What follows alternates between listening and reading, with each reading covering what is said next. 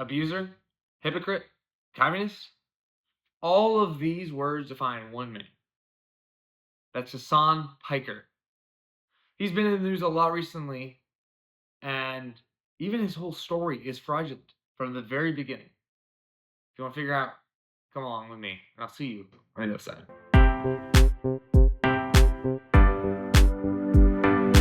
Okay, so we gotta start off. Who is Hasan Piker? Well, like I said in the intro, he is a fraud. Since the very beginning, his story is full of fraud. Actually, he was even born. He's in America through fraud of the 14th Amendment. His parents weren't American. Instead, they came to America to give birth to Hassan so that he could get birthright citizenship, and then they left. So actually, Hassan was given American citizenship, but he grew up in Turkey. He's not American. After high school, he came back for the end of high school and then college, and then joined his uncle's news station. I forget the name of it. It was like the Young Turks. Yeah, the Young Turks. And he started out as an intern and quickly became the co-host of the Young Turks. And even from then on, his story becomes riddled with hypocrisy, fraud, communism. He was a host for the Young Turks for a few years before, and I think 2019, he kind of retired from that to become a Twitch streamer. And that's actually how I heard of it. I follow a few different streamers occasionally who give me a different side of the media than, well, the big news medias. Fox, NBC, Daily Wire. So I follow these guys to get a different perspective. And that's where I heard about Hassan. They were talking about Hassan like everyone knew who he was. I didn't know who he was that much. So I started to pick up on some things from them. He wasn't a great guy. His morals weren't super great. And then he made headlines the other day. And he said this. He made headlines because he was actually speaking at Yale. Now, what did he say at Yale to make headlines?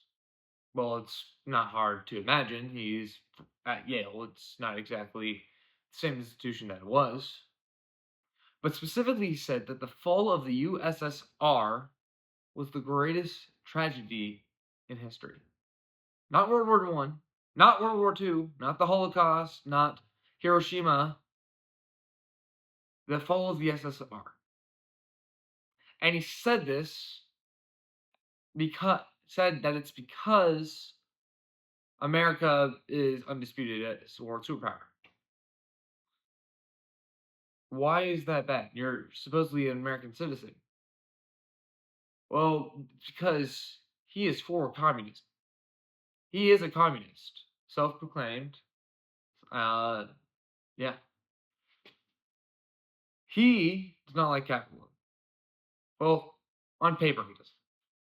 Because when you actually look at his lifestyle, he is currently living in a multi-million-dollar house in LA.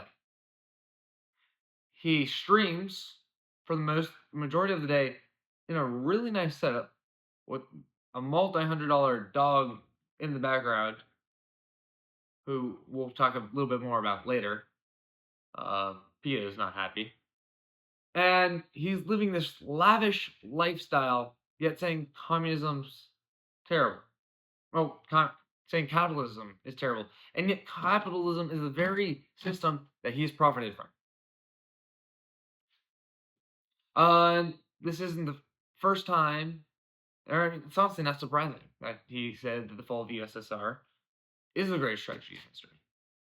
You see, he doesn't care about the millions of Jews slaughtered, doesn't care about the millions of people, innocents, that the USSR slaughtered. You see, he is a liberal, and he's actually more than that. He's an anti-Americanist. A few years ago, he was watching Joe Rogan's interview of Dan Crenshaw, and one, he was criticizing Dan Crenshaw for losing his eye in active duty, and then followed up by saying that America deserved 9/11. That's not okay. And he suffered a little backlash, but not nearly as much as he should have for that line. I think Twitch banned him from his account for a week. Okay, there's a little social media backlash. Not much. Saying America deserved 9/11. Later, he would kind of say, I didn't say Americans, and he was trying to pamper everyone. But this is something that he believes to be true, that America deserved 9/11. And this isn't even the craziest yet. Because on a video game, another instance, I don't remember if it was before or after, he said that he wanted capitalist blood to flow down the streets. He wanted capitalist blood to run in torrents down the streets of America. And he was able to get away with this because he's like, in a video game, of course. In a video game, he was very quick to throw that in there kind of as an afterthought. But he was saying this all very heatedly. Actually, I think I can play the clip for you. So here's that. Hurt poor people that they can afford housing in Berkeley. I don't know how that works. Well, my understanding is that the property owners who have properties there choose just not to rent it at all. Yeah, kill them. Kill those motherfuckers and murder those motherfuckers in the street. Let the streets soak in their fucking red capitalist bloods, dude. That is terrible. It is anti-American. It is treason. It is conspiracy to commit mass genocide. He wants inciting genocide. I mean, he's literally just said he wants thousands of people dead.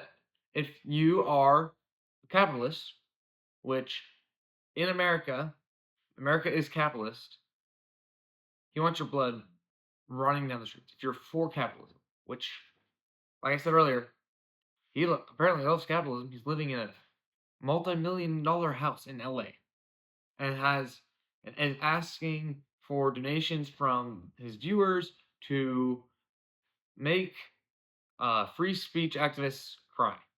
That's kind of his whole thing. But he is biting the hand that feeds him over and over again.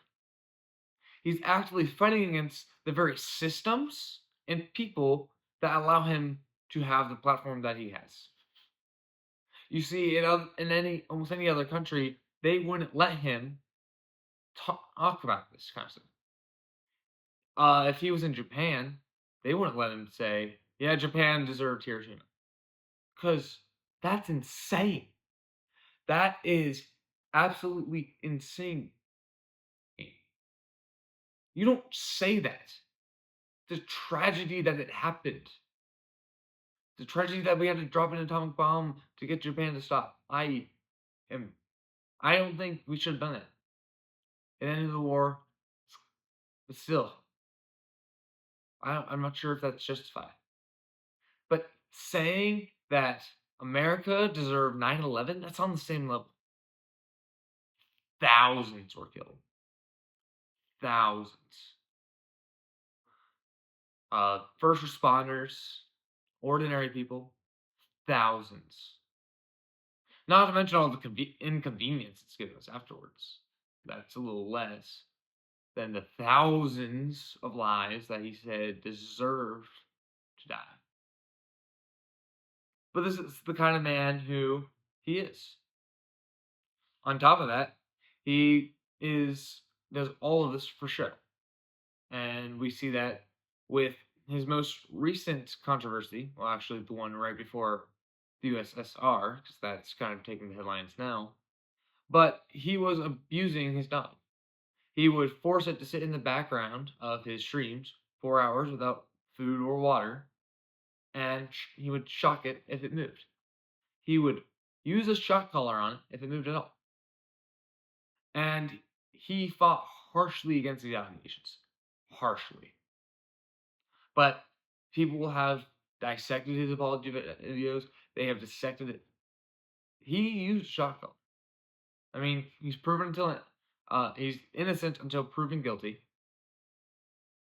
But allegedly, it is most reasonable to say that he used shock collar on that dog. This is a man who doesn't care about life of others. He cares about his own life. He wants to be as comfortable and lavish as possible. But he is the epitome of what is wrong with America.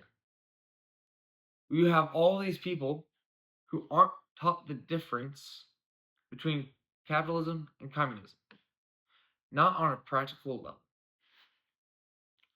Really, communism is anti-American by default. Being for communism it's not the same, but it's similar to committing treason because it's against everything that America stands for. Now, I doubt I'm going to get clipped. There's like 15 of you watching, but I'm not saying that communism or believing in communism is treason, but it's close to it. It's against everything we stand for as Americans. And he has thousands of people watching him, inciting riots, inciting genocide, inciting death to America, inciting hate, inciting all these things. When's it going to end? When is America going to wake up? There needs to be a light. A beacon needs to be ignited into the darkness of America. Wake the people up. Guide them home. And that's what we're trying to do here. We've been kind of spotty recently with uploads, but we're going to try to get back into a more steady up schedule. So if you watched this far, thank you. I hope you stick around. We're not going anywhere. We're going to keep fighting this. We're going to be the light to America, a beacon in these dark times. And it doesn't matter how dark it gets, we're going to fight. Because for every Hasan Piker out there, there's more people there's just as many people who want a true America, who love America. For every Hasan Piker, there is a Asmongold, a Tectone.